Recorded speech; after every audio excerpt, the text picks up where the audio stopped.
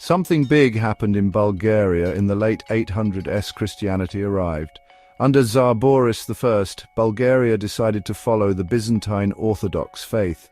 This was a huge deal for the country's politics and culture. Welcome to Cryptic Mystic Vault, where we unravel the secrets of ancient mysteries. Boris, I knew that sharing the same faith could unite his young nation. Christianity gave them rules for how to govern and organize their society. Choosing this new faith helped Bulgaria become a strong country in the area. Boris I was really good at handling challenges and made sure the new religion became a part of Bulgarian life. During his time as Tsar, the first churches and monasteries were built, which led to hundreds of years of art and learning. Around the same time Christianity came to Bulgaria, something else important happened. The Cyrillic alphabet was created. Followers of Saints Cyril and Methodius made this new alphabet so they could translate religious books into Slavic languages. The Cyrillic alphabet was a great way to spread Christianity to Slavic people. It helped people learn to read and write and allowed Bulgaria to have its own written stories and books. Bulgarian scholars started translating religious texts, historical records, and other writings. The alphabet became a super important part of Bulgarian culture and is still used today. It also spread to Serbia, Russia, and other parts of Eastern Europe, and many Slavic languages use it. The work of Cyril and Methodius, which started in Bulgaria, still shapes how people communicate across a huge area.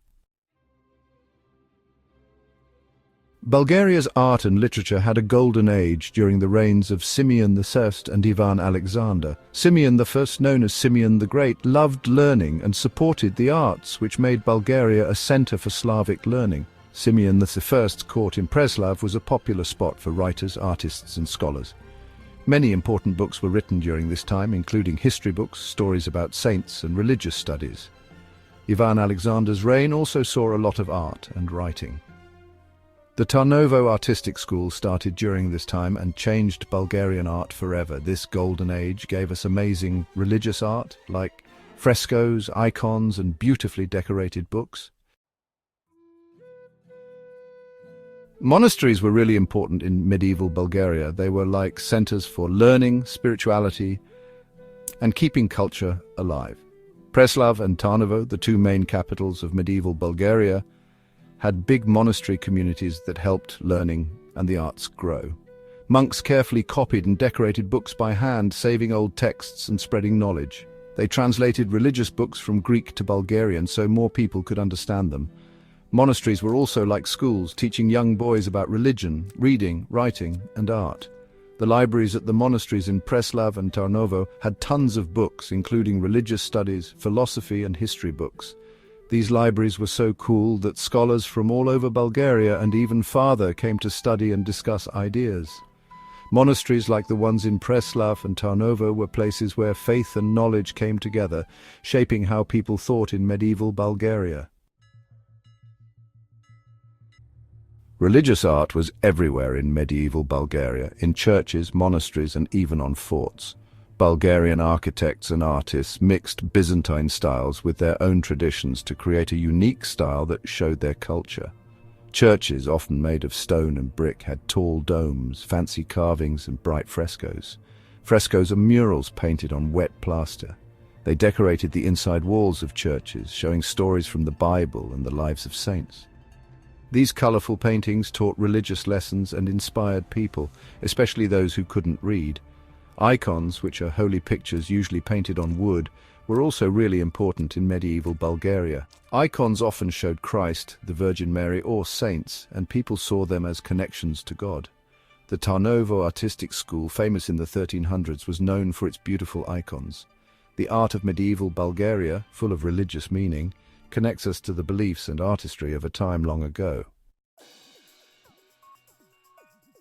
Bulgaria's medieval culture was so important not just for Bulgaria, but for the whole Slavic world. Becoming Christian and creating the Cyrillic alphabet were huge moments that changed Eastern European culture.